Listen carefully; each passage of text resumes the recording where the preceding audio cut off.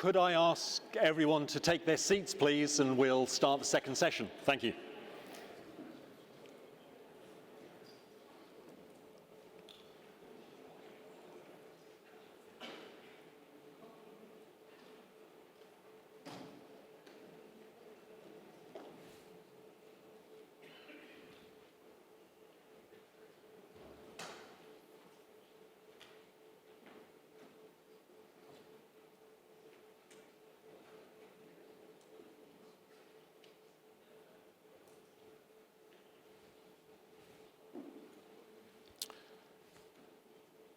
Thank you, ladies and gentlemen.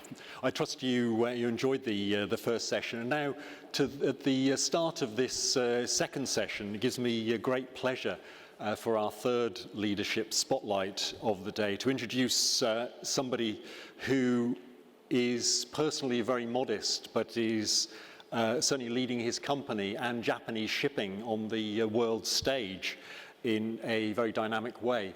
It gives me great pleasure to introduce Mr. Takahashi Hashimoto, the Chief Executive and President of Mitsui O.S.K. Lines. Mr. Hashimoto.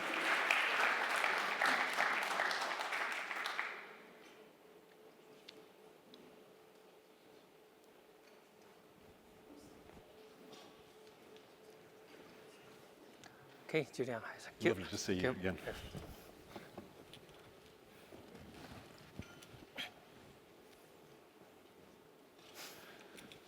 Thank you again for making the time available to be with us today. As I say, you're leading not only a hugely significant Japanese shipowner and diversified company, but also leading Japanese shipping on a global scale. When we last met here 2 years ago, you were just kicking off your Blue Action 2035 program. You've now had the review of that program, and you're looking at the next phase. What have been the key lessons of this first 2 years, and how are you now adapting the program looking ahead? Yeah, thank you, Julian. Yes, it was quite exciting 2.5 years, and our ultimate goal is to transform our company from that Japanese shipping company to international global player to cover not only shipping but the quite many kind of infrastructure businesses. And thanks to that quite good financial performance supported by the strong shipping market, that we could manage to invest quite aggressively and massively, and even faster and bigger than we originally planned. So far, I feel that our plan is going very, very well. But at the same time, that more and more the wider range of the new front we have to deal with in a day-to-day. So that the situation is becoming more and more, to some extent, challenging, but we can enjoy that new challenges. We were discussing those challenges in an earlier panel. It's interesting that one of the aims of your program is to, as you say, level out the risk from shipping over the cycles to ensure more consistent shareholder returns. Key to that, you've identified the need for more regional operations and particularly the human capital to actually activate that network. Yes. What are the key levers you're trying to use to effect that? Yeah, to be honest with you, that as a Japanese company, that in the past, we always our core business was to support Japanese export, Japanese import, and to work with the Japanese industries. However, that nowadays everybody recognizes that the real growth should be outside of Japan, and particularly for that in our cases, the India, China, Southeast Asian countries, and even Africa or South America. So we really need to diversify our business outside of Japan, and to do so, then we need to establish that the global organizations and supported by the quite a wide variety of the diversified the staff all over the world. So therefore that it became very obvious that the quality of our team and the professional skills and the teamwork of the management teams, such kind of the things should be the real driver to maintain our growth as we planned. So that therefore, now I'm always saying that the human resource management is #1 priority of us, and we should have the quite strong, innovative, and competitive team. I find it interesting that you're facing the challenges of the shifting face of globalization head on in that way. You have explained, though, that there are real challenges in developing embedded regional operations. And in fact, you're diversifying your management away from Tokyo, away from Japan to some extent. How difficult is that process to put into effect? You know that Tokyo is a real Far East, so that to operate the many transactions from Tokyo, it's always that we are facing the quite many challenge. But nowadays we developed quite many regional headquarters in India or Singapore or London and North America, and then the management there, they nowadays that they should think about their own growth strategy and develop their own networking, and of course I needed to add some pressure for them to work very innovatively and aggressively, rather than just becoming the kind of the agent of the Tokyo headquarters. So my message to them was wake up and start something new, something innovative, and every country or area has different situations. So that therefore, for example, our European office, they are relatively focusing to the renewable energies and the new energies, such a thing. But our Indian office or Chinese office, they are focusing to the more traditional energy businesses. But after all, the total, if we can dedicate our decision-making power and authorities to the regional headquarters, I feel that the total organization of us are well activated. Then they are producing lots of the positive effect to the organization. You talk about the phase 2 of the programming will require bold and decisive action to expand or divest. You've also talked about the way that the liner shipping industry has changed in the last 20 years and frankly left some of the big Japanese companies somewhere behind, biggest because of consolidation. Where do you see now the greatest opportunities within the maritime markets for Mitsui Yosuke? Yeah, the container is quite typical. When in 1980s and 1990s, there are so many container shipping companies competed each other, but gradually the consolidation developed, and nowadays that we have just say 8 or 10 big companies dominating that market, and obviously from our point of view, that compared to 10 years ago, 20 years ago, that it became easy to expect and easy to handle the market.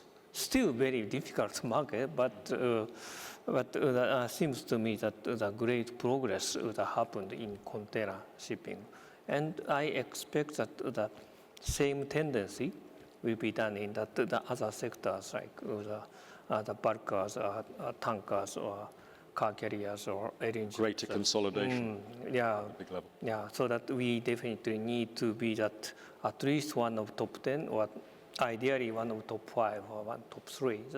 So that we need to focus at which area that we should concentrate our resource and efforts. As for liners, obviously you collaborate in Ocean Network Express. Is it conceivable that you may think that that is non-core at some time in the foreseeable future? Yeah. Always I want to keep the various options open, and perhaps that merger and acquisition is one thing, or or business integration with the partners, other option. Not necessarily with the Japanese colleagues, but not limited to that. But at the same time, I do not deny the possibility. But gradually, that I expect that many sectors will be dominated by quite the strong players. So again, you see that consolidation as a theme continuing to act. Yes, indeed. You have both a personal long history in the LNG market, and Mitsui O.S.K. has a very big position there. Do you see that growing still further in coming years? Yeah, LNG is quite unique sectors, and we already worked so many years and developed quite a strong network in LNG industries. Therefore, I would like to expand this network to both directions, upstream, downstream, like the FSRU or FLNG, FSU type businesses, and also that all related gas business, not limited to LNG, but for example, ethane or LPG or ammonia, or even for hydrogen, that the liquid gas business has quite the common natures, particularly for technically and operationally. Therefore, that in both ways, I definitely would like to develop our businesses, and no doubt that this sector will be one of the quite strong core business of MOL Group. Earlier this year, you had to get personally involved when some of the LNG carriers were sanctioned by the US against Russia. What are your reflections on that now at this distance, having had the sanctions lifted, I should say? Yeah, it was quite the painful process. At the end of the day, that we could manage to explain and persuade that the European Union and our vessel was released from the sanction regime, but it was quite alarming. Were you surprised that the action was taken, which was then so erroneous it was reversed? Yeah, so that of course that we were always very careful about the sanction regime. Definitely that I strongly believe that our LNG tanker fleet is not the kind of the dark fleet. Therefore, that we appreciated that the U.S. and European sanction regime, and also that the Japanese regime. But unfortunately, that at least that several times that the European Union considers that our LNG carriers, the providing service to Yamal project was the target of sanction. So we negotiated with the European Union, supported by Japanese government, and could manage to get the lift of the sanction after quite many months of the serious hard negotiation. But I must say that we must be more and more careful, because under current the political situations, it's very unpredictable that what will happen in U.S. or Europe or Russia or China, and so many things are happening. Therefore, that what we can do is relatively limited, but more and more that we are trying to use our resource to get the right information at the right time, and so that the so-called intelligence function. In the past, we simply analyze the shipping market or shipbuilding market, but nowadays that we really need to analyze the global political situation and try to adjust our positions day by day. Day by day, a little bit exaggerated, but the month by month, we really need to change that. On that point, and just a last question about LNG, the fleet has been growing so fast now it's set to overtake the number of ships, number of VLCCs in the next couple of years. But of course, that has created a market decline because of the export terminals that haven't been, projects that haven't been completed. How exposed are you to this spot market decline, and when do you see it actually turning back up? Yeah, so that of course it is inevitable that some kind of the industrial cycle. Nowadays, we observe that quite many big LNG projects, that the construction process is delaying, particularly in U.S. and the part of the other world, like the Mozambique project or Qatar project. But one by one, they will certainly start up the commercial operation. Therefore, 28, 29.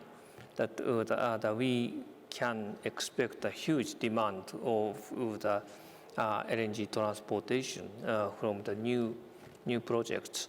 So for coming 1 or 2 years' time, the LNG shipping may have a tough time. But in case of that, our fleet, the majority of our fleet are fixed to long-term, medium-term contracts. So financially, it's okay for us. If some the spot owner who is relying on the spot market may have the quite tough time, but after that we expect that we will have a quite strong market, maybe starting from 28, 29. Therefore, if the vessel price will go down significantly, it will give us a good opportunity to acquire the vessel. Okay, so it could be an opportunity. Yeah, I think Interesting, so. interesting. You personally have been someone who has championed decarbonization of shipping. and MOL has a commitment to be a first mover, Yeah. as we were discussing with your colleague a little earlier. How important is it for the IMO to take make an affirmative yes and Yeah. adopt the net zero framework later this month? Yes, that's a quite critical moment. I really want to support the IMO, and I really want to see that that they can reach that reasonably good consensus, and of course that I know that the US is a bit the opposite, but as long as that the rest of us can reach a reasonably acceptable the consensus, I think even if it is not perfect, that to start this timing will be that quite critical things. If we can set that the very clear the milestone and target for coming 5 years, 10 years, it will become very easy for us to the long-term business planning. Without knowing that what will happen in 5 years, 10 years time, that it's very difficult for us to think about that the portfolio of the usage of the field. Therefore, perhaps that some kind of the compromise will be necessary. That it's a bit dangerous that to become too idealistic, because at the end of the day it will kill the deal. So therefore, that I tend to agree that some opinions from the Scandinavian Greek ship owners that they want to treat LNG as a transitional the fuel, and the treatment, the relatively flexible treatment for that the LNG or such kind of alternative fuels.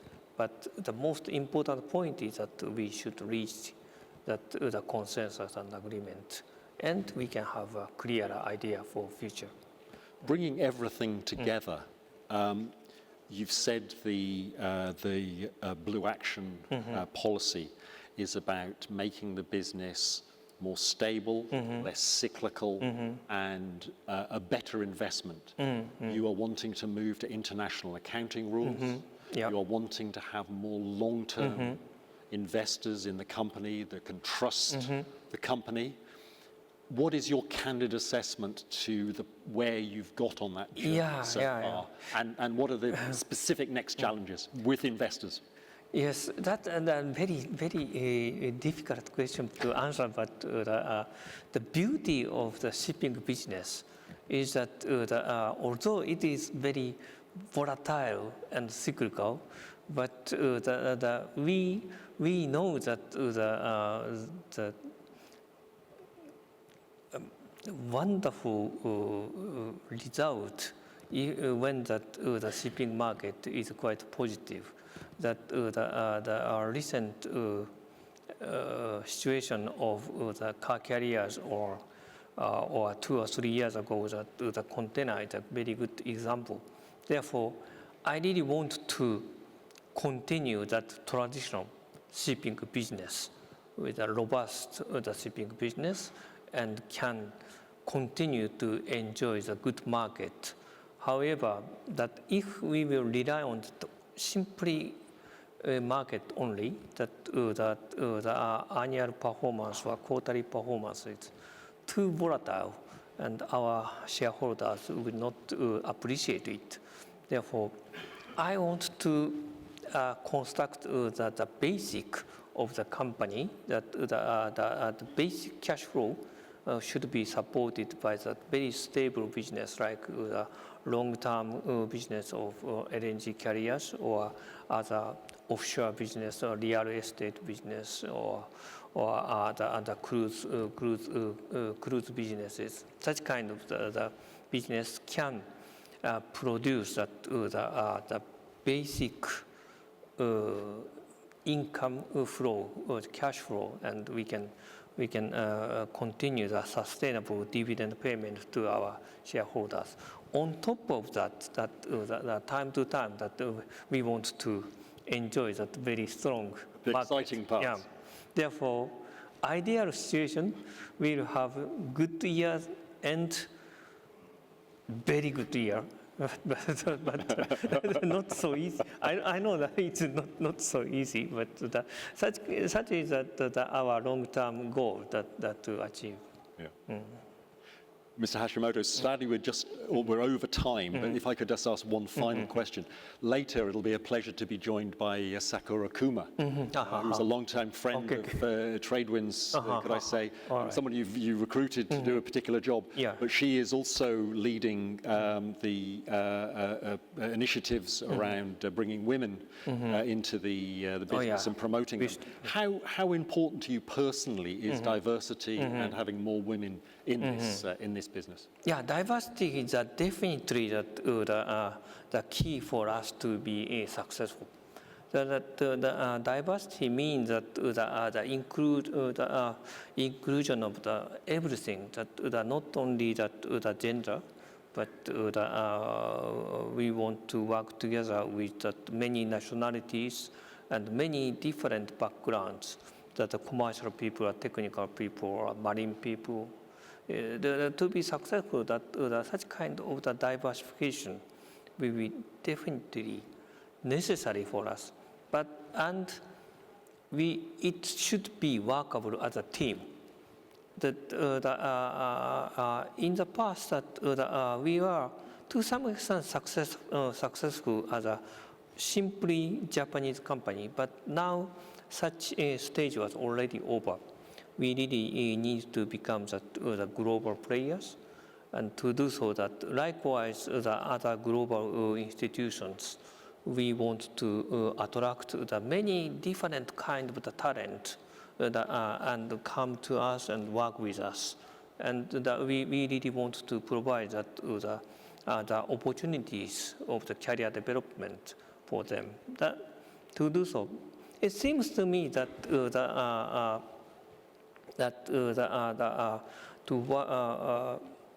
to have a good quality workable team between men and women is kind of the starting point and a relatively easy part. And we really want to achieve the very big goal.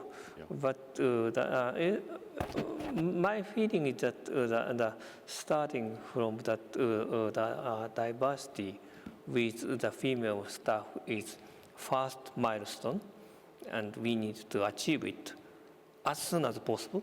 Then it will be much easier for us to work with other nationalities or other background people, and more, and then it can accelerate the process. So it seems to me that I expect that Sakura-san will do a very fantastic job for our organization for coming few years.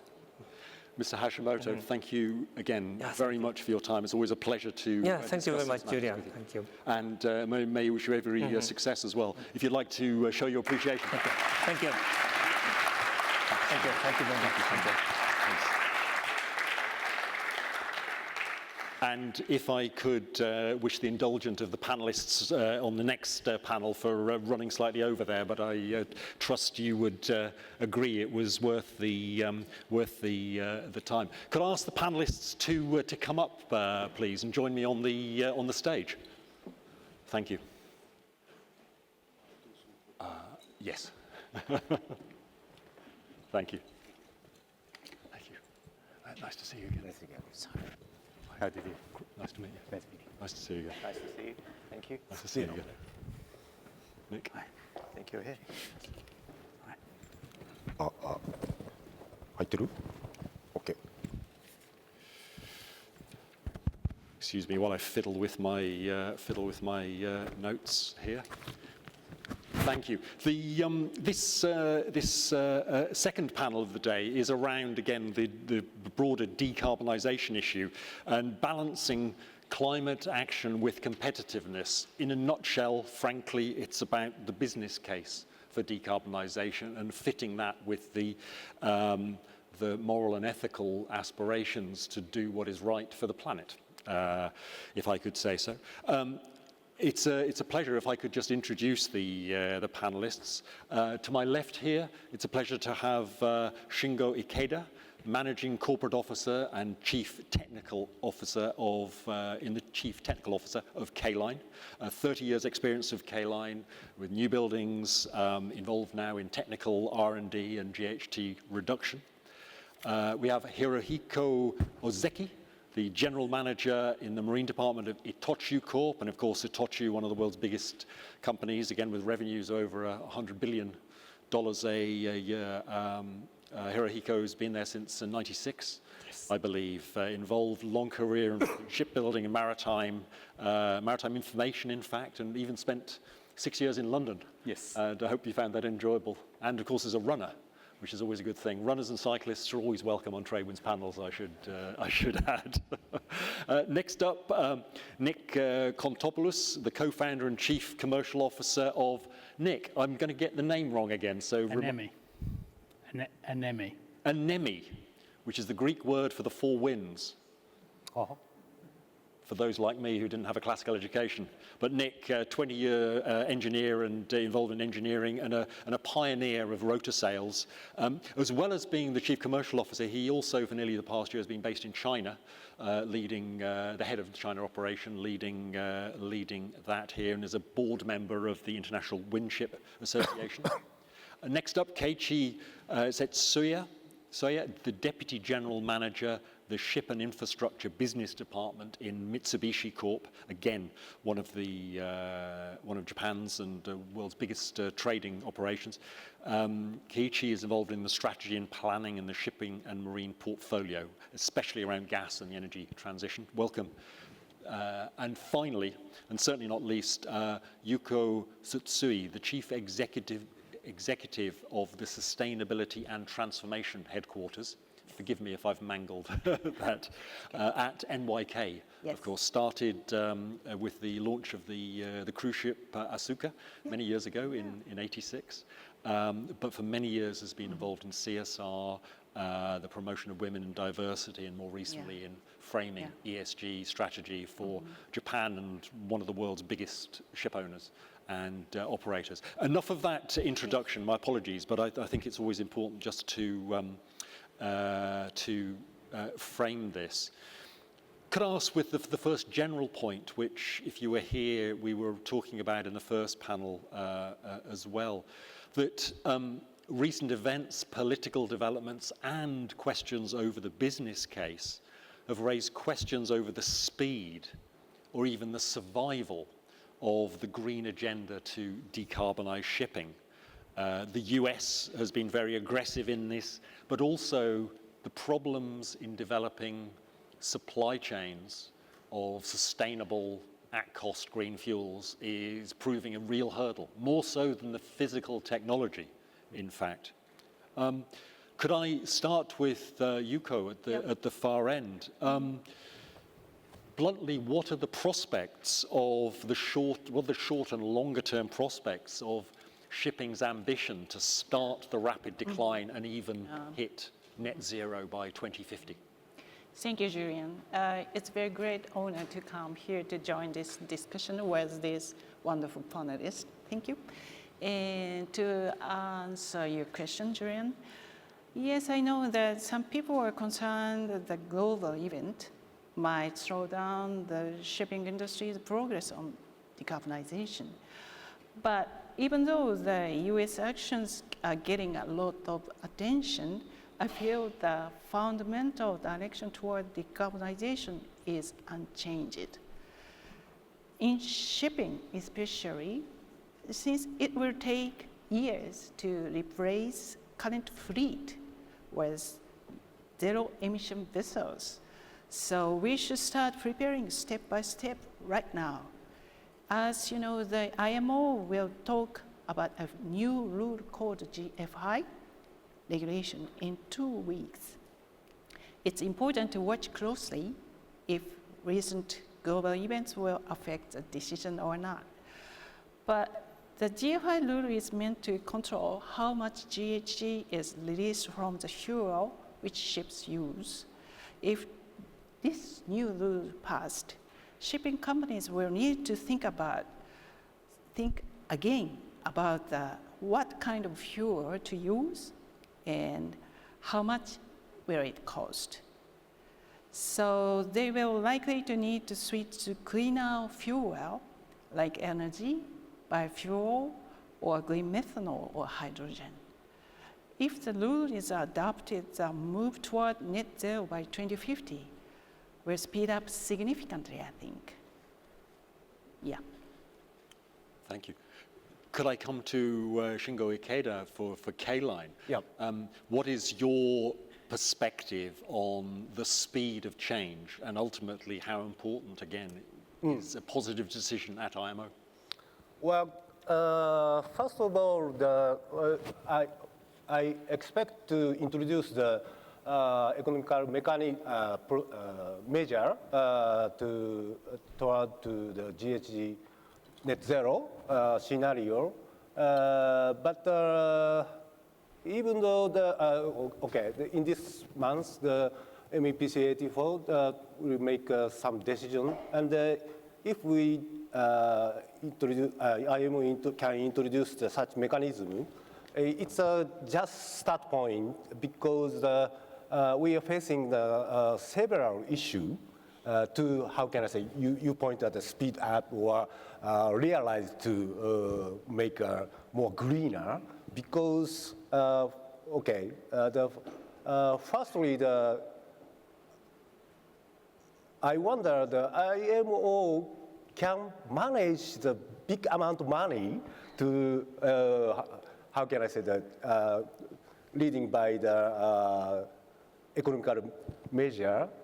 Also, they can manage to distribute to the proper measure to more greener world. And the next one, even though the IMO can manage, in such case, we are facing the, how can I say, the double standard means, I mean, global mechanism by IMO, but we still have a regional measure, mechanism like a EU. So we expect to unify such a economical measure. And next, many issues. Next,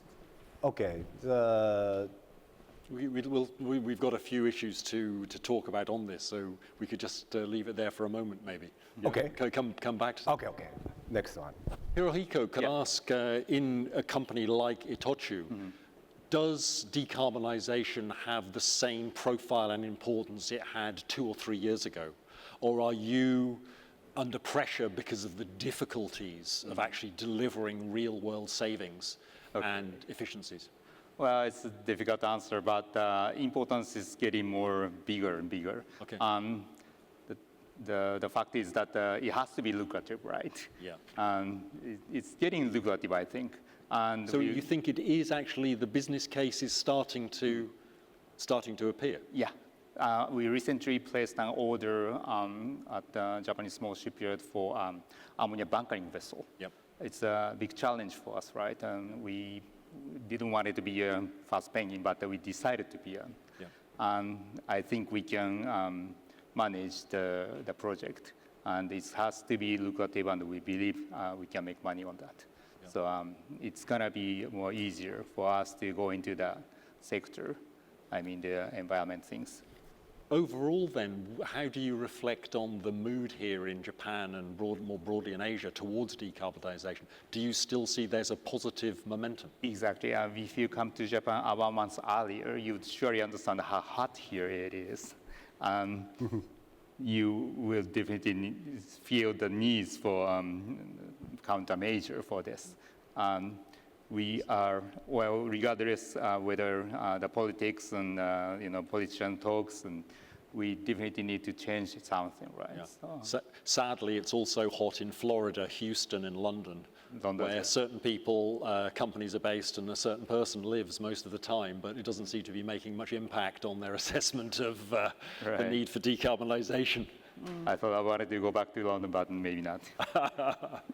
Keiichi, could I put the same issue to you about within Mitsubishi Corporation, the significance and then the broader context? Yes, thank you. I think in comparison to 2 years ago, the focus towards decarbonisation hasn't really changed. I think the importance remains to be there.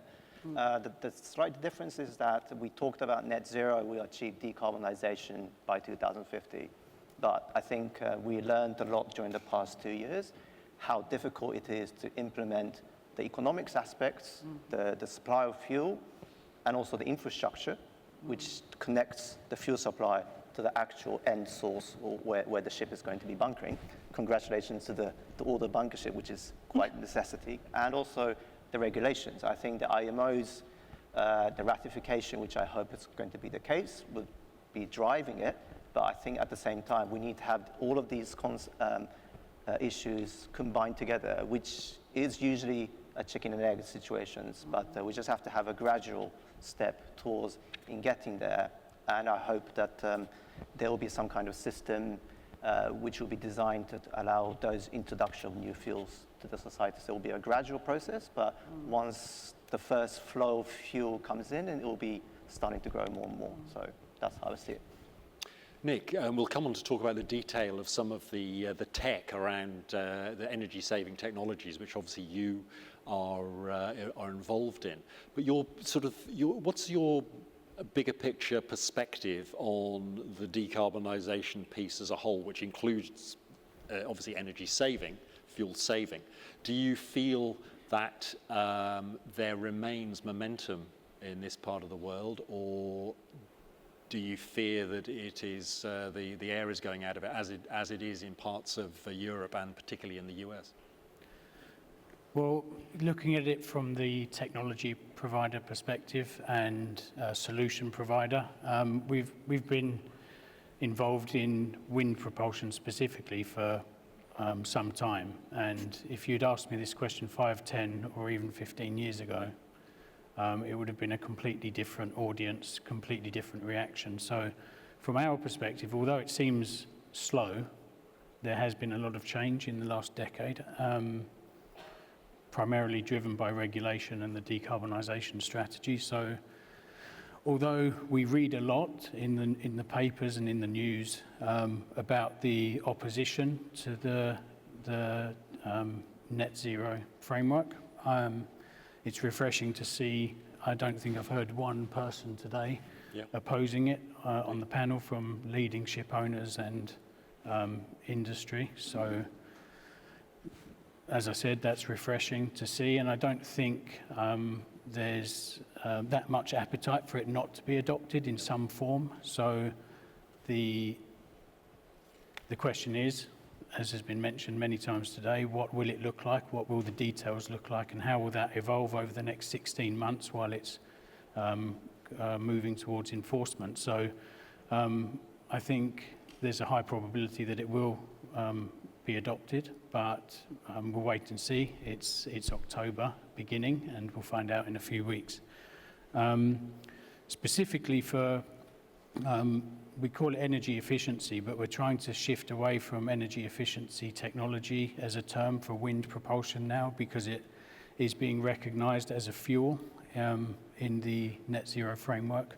So that's quite a big step for the technology in itself, and wind being the free fuel with no well-to-wake emissions becomes a bit of a no-brainer to be considered, at least for specific trades, specific routes, vessel types. So I think we're seeing a huge uptick in interest, and we're becoming much more sophisticated in our modelling, backed by in-service data, and that will just continue to grow and improve. So from our perspective, we're seeing more orders, and we're seeing more interest, and we're growing. So the rate of that growth will depend on, I think, the regulatory backing of net zero framework.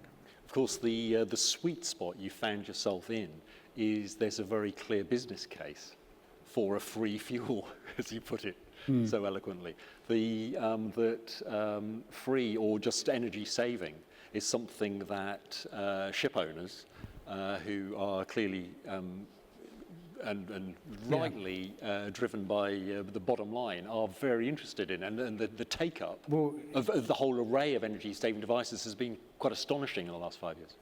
Well, if you change the narrative a little bit and move away from EST and move to wind as a fuel or an energy source, which qualifies as a fuel now, I think you can see that the benefit of installing a wind propulsion device, you're delivering thrust to the vessel, same as a propeller, or power, same as a main engine. So if you look at our products, for example, our smaller product can produce, I've got the numbers here, 189 kilonewtons of thrust in good conditions, and our larger products about 385 kilonewtons of thrust, equating to 1.7 megawatts of energy for the smaller product and 3 megawatts of energy for the larger product. So you can do the maths there. Obviously, it's not a continuous, wind is variable, but I say that it's predictably unpredictable. So I think the data that we have, and we talk about digitalization and AI, there is a lot of data. There are a lot of tools that can be used for simulating now to support, and that will continue to improve. Coming back to the wind as a fuel, it does have a place in the net zero framework as drafted, and we're very excited to see where that goes.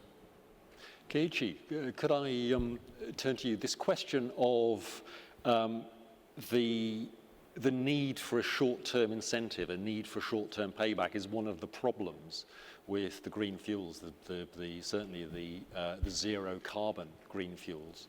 The engines may be there, although not yet installed, but the fuel and then the bunkering facilities are still yet to get off the planning board. How does that chicken and egg situation get broken in the next few years? It's very difficult, but looking at the gas industries and looking how the industry have evolved over the past 50 years. If you look at, maritime fuel, it's about 250 million tons. If you convert into green fuels, you probably need about 500 million tons, which equates to about the amount of LNG which is being produced and transported today. So it takes 50 years to develop a fossil fuel infrastructure. So what would we do with the green fuel, developing the renewable energy and the production facility and infrastructure? How the gas shipping industries have managed to do that, they have been, it's a relationship, I think it's a business case where there was an agreement to commit offtake a sufficient amount of fuel to commit the use, so that it has a business case for the ship owners to implement a new engines, use the fuel so that they can do the upstream investments, and also the regulation framework, and also some kind of CFD kind of mechanisms might be of an help to kind of support those first movers, and also the infrastructure to connect the fuel to the actual ship itself. And once you can start building those gradually, and there's a difficulty about equity. Those first movers will be the only one getting those access. Is that fair? Not fair. That's a difficult question to answer. But there needs to be, it's enormous investment that you need for the upstream investment to create those energies. And once it's there, and after let's say 5-10 years, you can start freeing those infrastructures to the much wider clients, and that might be, a way to kind of kickstart the demand. And if IMO can have a global lead in creating some kind of, a practical use for the levies that they're receiving, and that might be a very good way to make the business case. And I think the history have proved that those kind of business case or business development is possible. So I think that's one suggestions that I might make. Hirohiko, could we just talk about ammonia briefly? Right. The talking to people recently, the first ships are due to be arriving in, within the next year, yet there's very little infrastructure for bunkering, apart from in places where ammonia is already being moved. Then maybe there will be some sort of ammonia green corridors, effectively. How quickly do you see that being ramped up from your own experience? And with Itochu, your bunkering vessel, is that already tied in to a specific plant, and are ships committed yet? Right. Our vessel will be delivered will be in 2027. At the time, we are also aiming to produce green ammonia by ourselves, so that we can secure green ammonia for a certain amount. However, it's not enough for sure. That's a difficult part of our business. So we are talking with a lot of producers, green ammonia producers, to make sure that we can secure green ammonia, but it's a really difficult part. However, the ship itself, I mean, like CMBU, EPS, all these big players already placed an order for mega, Cape-size bulkers in China. A lot of them are coming already, starting from 2026. Like Nihon Yusen and other Japanese players also making ammonia-filled ships. So ships will be there.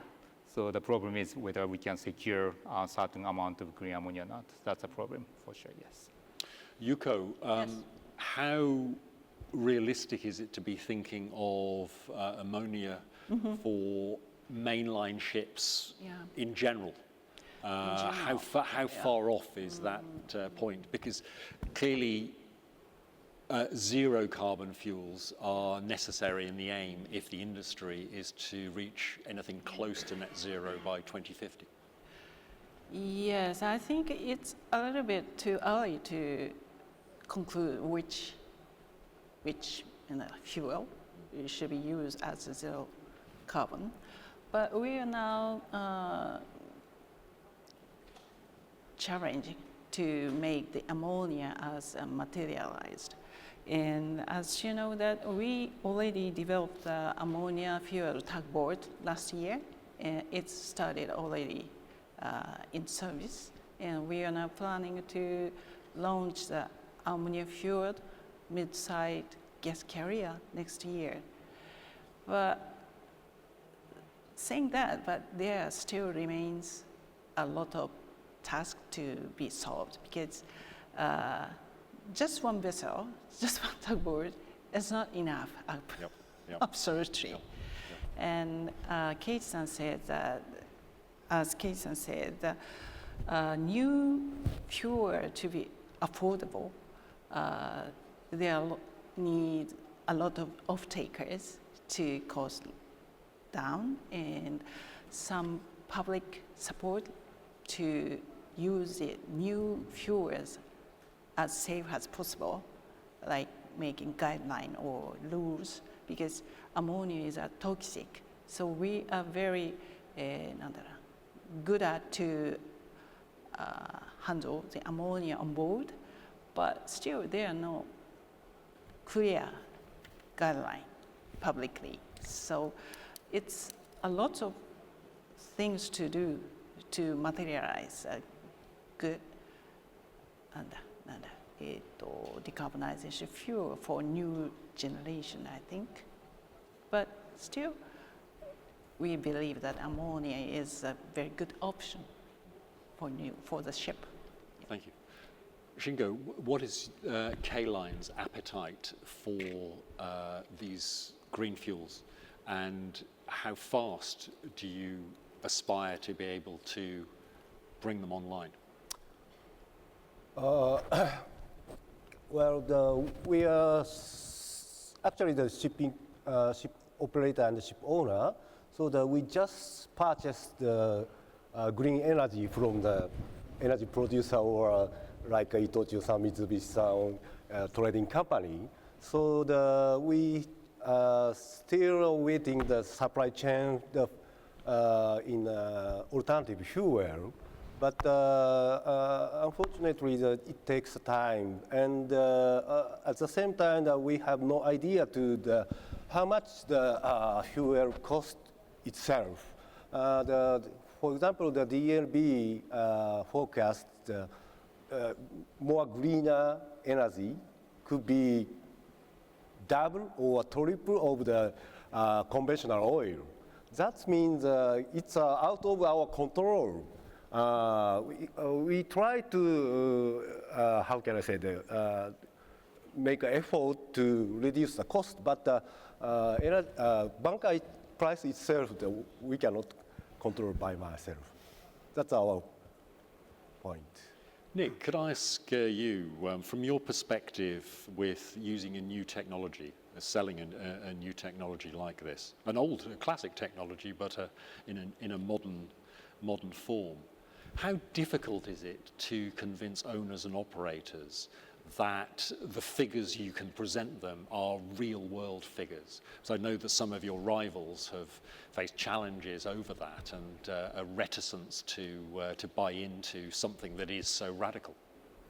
I think it's the same with any new technology. Verification is part of the process to bring it into the market, and you can only get that experience through doing it.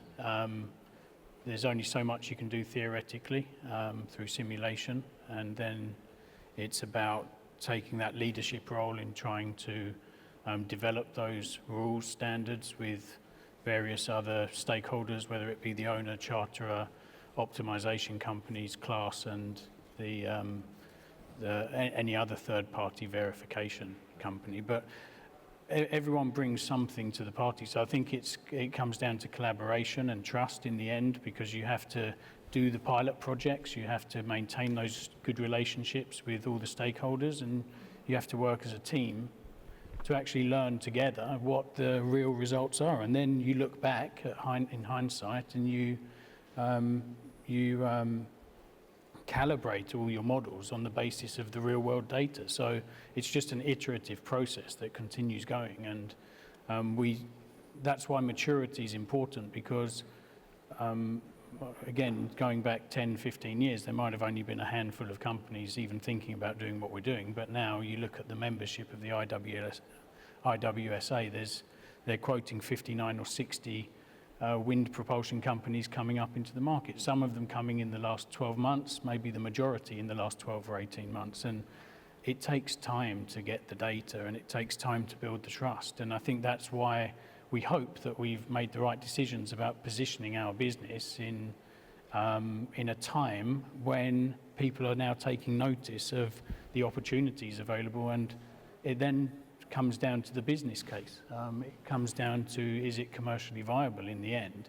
It might be a nice looking technology, it might have a lot of kudos around it, but the bottom line is, does it make money? And is it commercially viable? And I think we're getting closer to the point where that's becoming a reality. Doing some modeling on the GFI numbers, which I think are going to be really important, those grams of CO2 per megajoule figures for each of the different fuels are going to be really important. Now, which way it goes isn't really, I'm not the expert on that, you guys are, but I think we're fuel agnostic. So what we just have to do is develop the tools where we can develop the business cases based on our technology for whichever fuel the market is offering. So whether it's LNG, biomethanol, or ammonia, hydrogen, we just need to understand that every ship and every fuel type is a different business case, and it will give a different return. But we're seeing cases on traditional fuels maybe going from a 9 or 10 year payback with the regulation as drafted at the moment, halving that payback. So coming down from maybe 8, 9, 10 years down to cases under 5 years. And there are cases out there today without the regulation that are under 5 years, but I would say the majority of the cases with the trading patterns that we have, being honest and truthful about it, is probably above 5 years. Yeah, and I think that's where the importance comes in on the regulation, because it makes that leap to it becoming more of a no-brainer for a decision. Just a quick final question about this. Obviously, the shipbuilding business is very, very time dependent and rationalized these ways.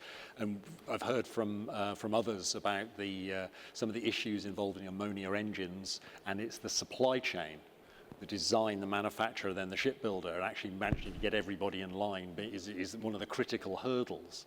In the wind installation business, how difficult has it been to get the supply chain in place and working efficiently so the right parts, the right agreement, the right price is actually there? Well, we've invested heavily, probably slightly ahead of the curve to position ourselves. We've got a very strong supply chain. Our principals are ship owners, so we've come from the shipping industry, and we've tried to provide solutions for them. But with that network and background, we had the access to supply chain in China, and we've grown a very robust, strong supply chain with a mixture of private and SOE companies with huge scale. So I think we're positioned now with our phase one growth strategy. We can deliver up to probably about 200 to 250 rotors per year at the moment, but the market's not there. So we've got massive overcapacity on the production side, waiting for the opportunity to come. So which you expect to come, clearly. Yes, we expect it to come at some point, which is why we've positioned ourselves to catch that opportunity when it comes. So I think that's been a massive strategic decision that our business has made. Could I just bring us back to where we started, actually, just to wrap up, because again, sorry, we're running over. And that's about the overall appetite for decarbonisation, particularly here in Asia. And Yuko, could I start with you and ask your perspective on China's voice in this, which is, from all the statistics around the electrification of the Chinese economy, batteries, wind, solar, where investments are running at multiples of everything the West is investing right now. We're hearing here in Japan a very positive view of the need for decarbonisation. It's going to be problematic, but it's something that needs to be achieved. Yeah. Is the voice of China and the strength of China, despite the rantings of the US in particular, is that going to be a powerful factor for shipping in the next 10 years? Yeah, China's massive power definitely is a very big aspect for. And I know that China is massive investment in renewable energy, and their political influence cannot be ignored. As far as I know, China is now flowed to the new IMO's rule, but at last, what will happen? Nobody knows. But it's another fragmental, very situation, but I believe that most of the countries would like to do something good for new generation, I believe. Yeah. And for the first movers like Shingo-san's company or like us, the decarbonization is a very big opportunity to grow our business. Yep. So everybody knows that. And Nixon technology will help us to make more money by Animoy. Geichi, is this an opportunity with the tacit backing of China at the very least? Well, I think the geopolitical situation have made everything very challenging and difficult, and making the decision process, even for Mitsubishi, very difficult to make. But at the same time, because shipping is all connected on the waters, and I think the maritime industry in general, I think are having a much firmer stance towards decarbonization in general. Whatever specific country is doing in some instance, I think the general trend hasn't changed, and I think it wouldn't change, I believe. And but I think the way we do it must be a little bit more pragmatic, not just the green fuel, but why don't we use more LNG? Why can we not use the book and claim system, digitalization technologies there? So, you know, we just have to be able to use whatever resources that's available. If it can contribute to reducing the carbon emissions by a certain amount today, why don't we implement it? Going for the idealistic solution is not the end. Well, it's the end goal, but I think there's opportunity there, and we just have to stand firm and keep on doing whatever we can do. So, Hirohiko, from another major trading house, do you see this as an opportunity for companies in Asia to exploit opportunities that arguably may put them ahead of rivals in the West? Well, yeah. Well, if you talk about China, right, they always do too much, always. And we honestly placed an order for many new building ships in China. I don't know if there's many Japanese shipping industry people here, but we of course placed an order in Japan as well. But the competitive the price difference between Japan and China is just too much. And Chinese government govern industry itself, while Japanese companies are run by family mostly, shipowners, shipyards. So it's difficult to compete against them. So we have to do something together, and as Japan corporation, that's what I recently feel about this. Shingo? Talking about China? Yeah, Okay. specifically, sorry. And then whether how powerful that is and whether that opens up. I think that China has a big enough capability of the entire creating the value chain because they have a capability of the producing the new energy, and also they have a big capacity of the shipbuilding. Also, they have a shipping company. That means they can build the alternative vessel and the shipping company moving, navigating the, transporting the cargo and using the new energy. If the China make some national strategy to entire value, supply chain or value chain, at that time that we have to carefully monitoring the such a movement. That's I concerned. Yeah. And Nick, finally, you're responsible for businesses in China, of course. What do you view as the opportunities here? You say you're geared to deliver many more units than you're able to at the moment, and Yeah, well, we've had some good experiences with our supply partners. I can only speak about the experiences we have at the level we're having them, and we've partnered with companies like Zhongzhou, the CRRC group, who are the local high-speed train manufacturer. So big capacity, high quality, big R&D capabilities, and we use those capabilities in our everyday to develop robust and well-tested products. And generally, China for us is a strategic location because we have big equipment, logistics is expensive, and we want to be close to the market. So we need to be close to our customers. The Chinese shipyards have global customers, predominantly global customers. So our customer base is global, and most of the projects are done there. So for us, it was an easy decision.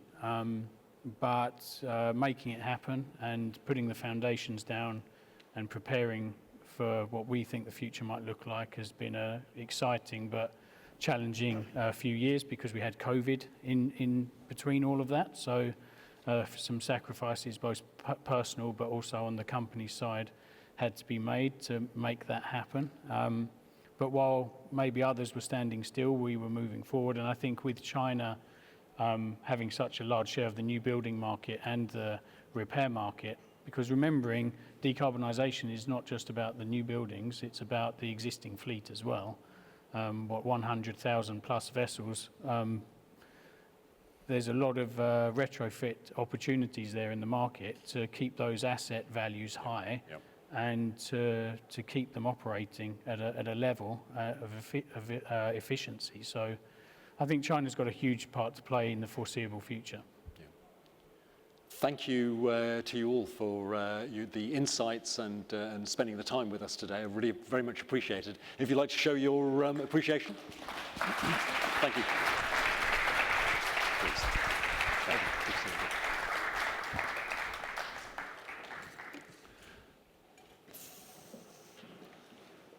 Thank you. And just before we break for coffee, gives me a great pleasure to introduce Pantelis Skinitis from ABS Wavesite, who's going to give a presentation to you all. Thank you. Pantelis.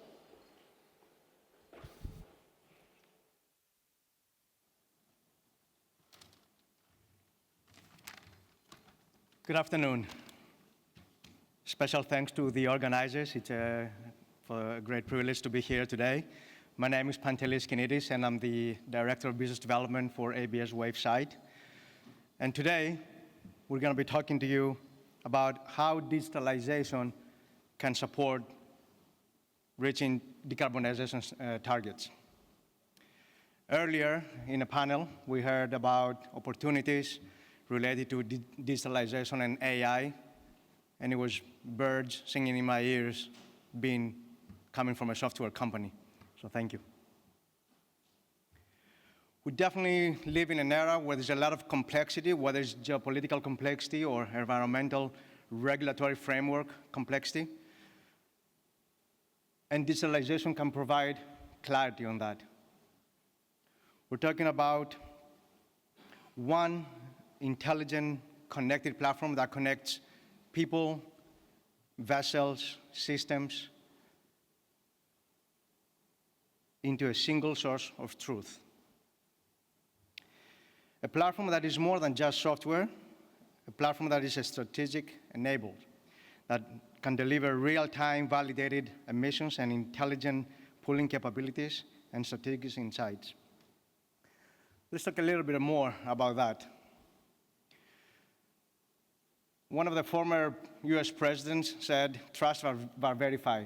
How many of us in our day-to-day operations use multiple systems to compare results? So having a single source of truth that can combine all the intelligence and all the KPIs that allow us to take informed decisions for our companies is very important. The regulatory framework is very complex, and not to mention that we also need to report every year. So a system that allows you to do in a seamless way, help you with your reporting, it's also very critical. There's software as a service solutions are built on an architecture that can be scalable. As regulatory frameworks evolve, and there's different regulations coming into play, having a solution that can be scalable and can be adapted very quickly, there is need for that as well.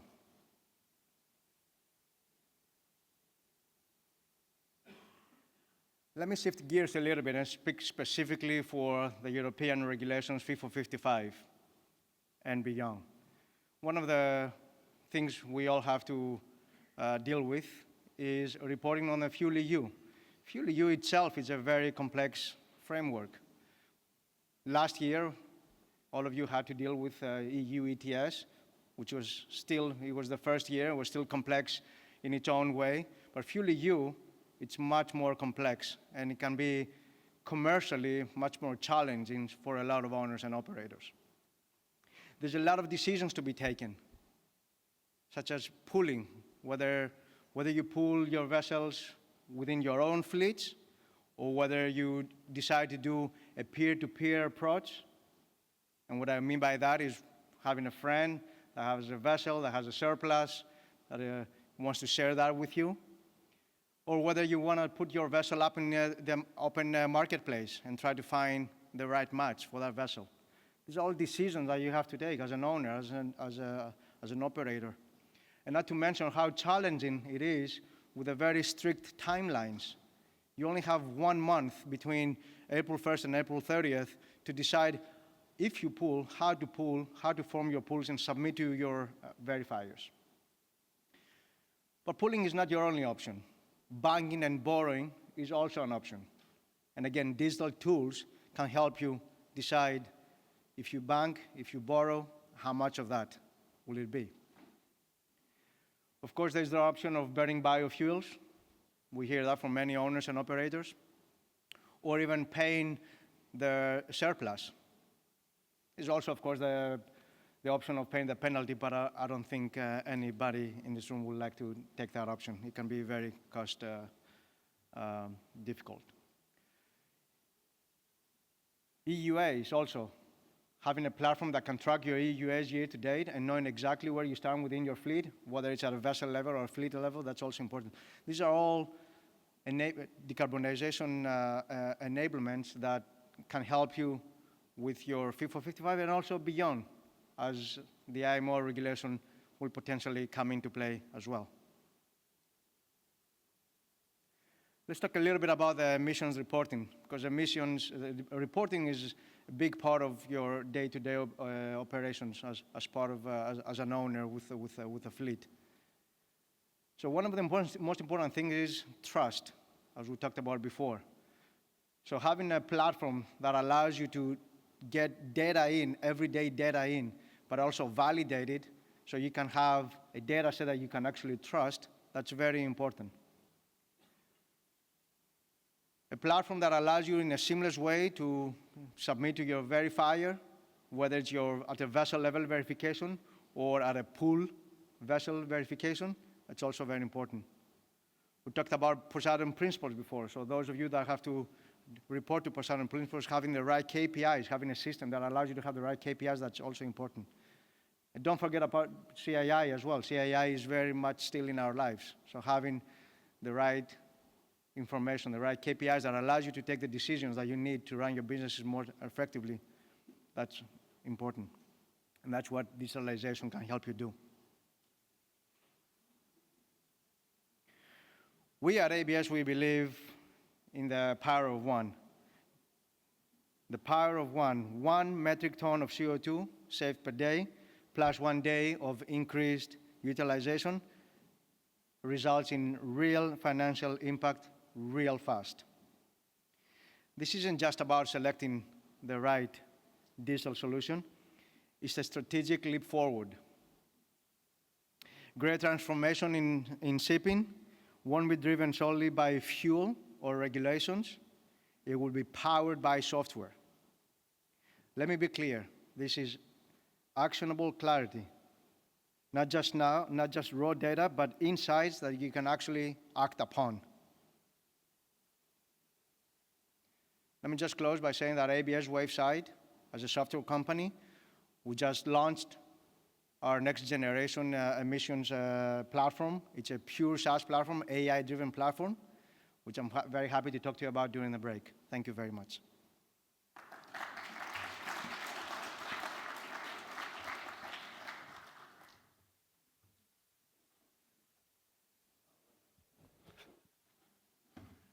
Many thanks, Pantelis, for giving us that briefing. Now, we are running slightly over, I regret to say, but I hope you found it valuable. We do have a coffee break now, but if I could say, we'll just do a bit over 10 minutes for the coffee break. If we're all back at 4:15, yes, 4:15, I'd appreciate it, and then we can get our final session underway. Thank you.